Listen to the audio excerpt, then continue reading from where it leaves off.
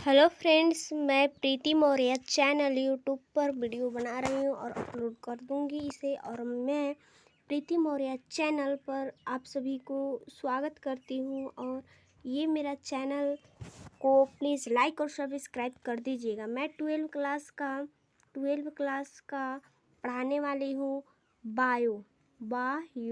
ठीक है, हम बायो पढ़ाने वाली हूँ 12वीं क्लास का। जीवो में जनन लेसन 1। क्या हम लेसन 1 को पढ़ाने वाली हूँ, लेसन 1। ठीक है, तो ये जो है हमारा लेसन 1 है गाइस। तो हम 12 क्लास का पढ़ाने वाले हैं जीवो में जनन। तो आते हैं जीवो में जनन के लिए पढ़ने। प्रश्न उत्तर है हमारा, यहाँ पर हम कर दे रहे हैं फिटिंग। प्रश्न उत्तर जो है दिया है, जीवों के लिए जनन क्यों अनिवार्य है। क्वेश्चन नंबर 1 हमारा कहा है कि जीवों के लिए जनन क्यों अनिवार्य है। तो लिखेंगे, बताएंगे कि जनन जीवों का एक अति महत्वपूर्ण लक्षण है। जनन जीवों का जो है एक अति महत्वपूर्ण लक्षण है। यह एक अति आवश्यक जैविक प्रक्रिया है। यह एक अति आवश्यक जैविक प्रक्रिया है जिसके द्वारा न सिर्फ जीवों की उत्तरजीविता में मदद मिलती है बल्कि इससे जीव जाति का निरंतरता भी बनी रहती है।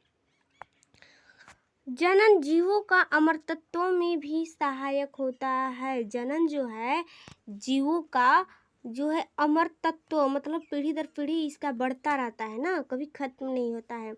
प्राकृतिक मृत्यु वयता से जड़ता के कारण होने वाले जीव ह्रास की आपूर्ति जनन जीवों द्वारा ही होती है। कहने का मतलब, इसे मैं बताऊंगी लास्ट में, अभी पढ़ दे रही हूँ और इसे समझाते हुए चलती हूँ। ठीक है, देखो, जनन जीवों का अति महत्वपूर्ण लक्षण है। ये हम सभी जानते हैं कि जनन जो है जीवों के लिए अति महत्वपूर्ण लक्षण है। यह एक अति आवश्यक जैविक प्रक्रिया है। यह जो जैविक प्रक्रिया है जनन हमारे लिए, ठीक है, जिसके द्वारा न सिर्फ जीवों की उत्तरजीविता में मदद मिलती है बल्कि इससे जीव जाति की निरंतरता भी बनी रहती है। जब जनन होगा भाई, तभी तो हमारे जीव जाति में वृद्धि होती रहेगी और वृद्धि के साथ साथ हमारा जो है जनन की भी प्रक्रिया निरंतर चलती रहेगी। प्राकृतिक मृत्यु वयता की जीर्णता के कारण होने वाले हास्य की आपूर्ति जनन द्वारा ही होती है। प्राकृतिक जो मृत्यु होती है उसके द्वारा जीर्णता में होने के कारण हास्य जो होता है आपूर्ति, वह जनन द्वारा ही होती है। ठीक है, जनन से जीवों की संख्या बढ़ती है। जनन ऐसा माध्यम है जिसके द्वारा लाभदायक विभिन्नताएं एक पीढ़ी से दूसरी पीढ़ी तक स्थानांतरित होती है। ठीक है, यह जनन एक ऐसी माध्यम है जिससे कि एक पीढ़ी से दूसरी पीढ़ी तक चलती रहती है। अतः जनन जैव विकास में सहायक होता है। अतः इस समस्त कारणों के आधार पर कहा जाता है कि जनन जीवों के लिए अनिवार्य है। तो आप लोग सिंपली इसे क्या कीजिए, स्क्रीनशॉट ले लीजिए। इस चीज़ का हम कर दे रहे हैं, ले लीजिए। हो गया। अब आते हैं अगला प्रश्न। अगला प्रश्न कह क्या रहा है, अगला प्रश्न हमारा कह रहा है प्रश्न नंबर 2 कि जनन की अच्छी विधि कौन सी है। जनन की अच्छी विधि कौन सी है। तो प्रायः लैंगिक जनन, इसे क्या कहेंगे, जनन की कौन सी, प्रायः लैंगिक जनन जिसे सेक्सुअल रिप्रोडक्शन कहा जाता है, जनन की सबसे श्रेष्ठ विधि माना गया है। लैंगिक जनन जो होता है, हम जानते हैं कि जनन 2 भागों में होता है, एक लैंगिक और एक अलैंगिक। ठीक है, तो इसमें ये दोनों में क्या है, कौन सी विधि, तो लैंगिक जनन जो होती है सबसे उत्तम श्रेष्ठ माना गया है जनन की विधि में। ठीक है, लैंगिक जनन के दौरान गुणसूत्रों का आदान प्रदान होती है, अदला बदली होती है, जिससे युग्मकों, जिसे इंग्लिश में कहते हैं गैमेट्स, में नए लक्षण विकसित होता है तथा नए जीव विकसित होता है जो अपने जनकों से भिन्न होता है। लैंगिक जनन में क्या होता है कि वह अपने जनकों से बिल्कुल भिन्न होता है। जैसे हम लोग अभी इंसान जो है, हम लोग मनुष्य अपने पापा या मम्मी से हम लोग बिल्कुल भिन्न होते हैं, ठीक है। कुछ कुछ ही पार्ट हमारा जो है मिलता है, ठीक है। अतः लैंगिक जनन जैव विकास में सहायक होता है। लैंगिक जनन जो होता है वह जैव विकास में सहायक होता है। लैंगिक जनन द्वारा जीवों की जीवित रहने के अवसर पर अधिक होता है। लैंगिक जनन में क्या होता है कि जीवित रहने का अवसर जो होता है वह अधिक रहता है, ठीक है। इसमें जीवों को जीवित रहने का अवसर अधिक रहता है, ठीक है। फिर उसके बाद क्योंकि अनुवांशिक विभिन्नता के कारण जीव अधिक क्षमतावान होता है। लैंगिक जनन से जीव की संख्या बढ़ती है। लैंगिक जनन से जीव की संख्या बढ़ती है, अतः लैंगिक जनन ही जनन की अच्छी विधि है।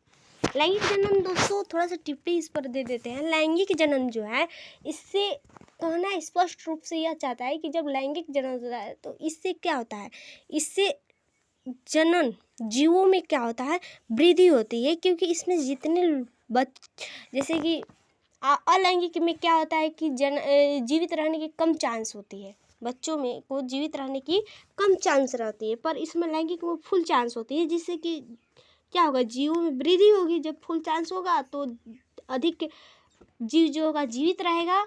जीवित रहने के कारण क्या होगा कि यह वृद्धि होती है, संख्या में जीवों की वृद्धि करती है। इसी प्रकार आप लोग स्क्रीनशॉट ले लीजिए। हो गया। आते हैं हम 3 पर। 3 नंबर क्या कह रहा है हमारा? 3 नंबर कह रहा है प्रश्न 3 नंबर कि अलैंगिक जनन द्वारा उत्पन्न हुई संतति को क्लोन क्यों कहा गया है? अलैंगिक जनन द्वारा उत्पन्न संतति को क्लोन क्यों कहा गया है? तो इसका उत्तर हम जानते हैं कि भाई क्यों कहा गया है अलैंगिक जनन को, ठीक है। देखिए, अकारकीय व आनुवांशिक रूप से एक समान जीव को क्लोन कहते हैं। अकारकीय, देखिए, अकारकीय व आनुवांशिक रूप से एक समान जीव को ही क्या कहते हैं? क्लोन कहते हैं। लैंगिक जनन द्वारा अलैंगिक जनन द्वारा उत्पन्न संतति आनुवांशिक व अकारकीय रूप से अपने जनक के एकदम समान होता है। अलैंगिक में क्या होता है कि वह आनुवांशिक या अकारकीय रूप से क्या होता है, अपने जनक के बिल्कुल समान होते हैं, अतः इसे ही क्या कहते हैं? क्लोन कहते हैं। इसे ही क्या कहते हैं? क्लोन कहते हैं, ठीक है दोस्तों। ओके ओके, इसका स्क्रीनशॉट ले लीजिए। लेने के बाद हम आते हैं अगले प्रश्न की ओर अपना, ठीक है। अगला प्रश्न क्या रहा है?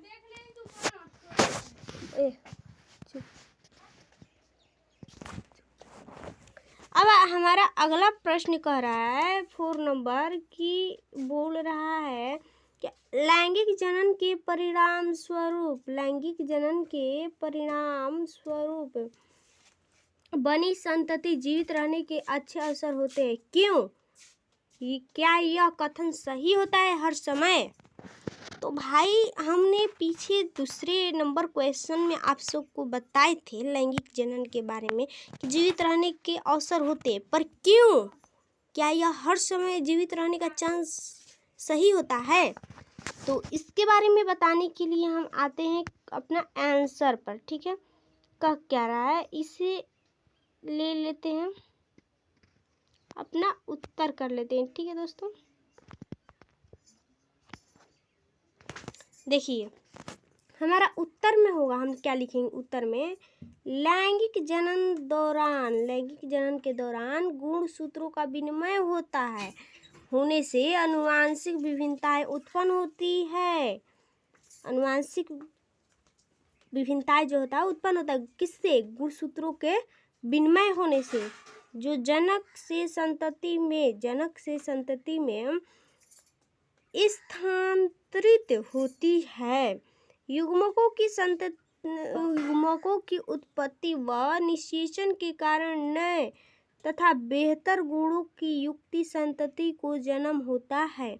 अतः लैंगिक जनन के परिणाम स्वरूप उत्पन्न संतति के जीवित रहने के अवसर अधिक होते हैं।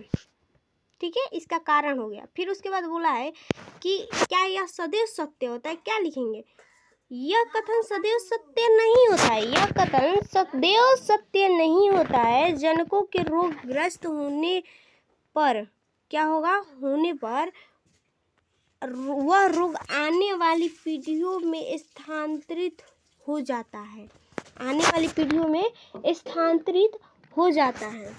ठीक है, तो अगला नंबर हम 5 नंबर पर आते हैं, अपना क्वेश्चन 5 नंबर। ठीक है, हमारा क्वेश्चन 5 नंबर क्या रहा है, तो दोस्तों 5 नंबर हमारा कह रहा है, क्वेश्चन नंबर 5 कि अलैंगिक जनन द्वारा बनी संतति लैंगिक जनन द्वारा बनी संतति से किस प्रकार से भिन्न है। ठीक है, यही हमारा क्वेश्चन बोला है, तो किस प्रकार भिन्न है, तो इसका आंसर हम देंगे अलैंगिक जनन द्वारा उत्पन्न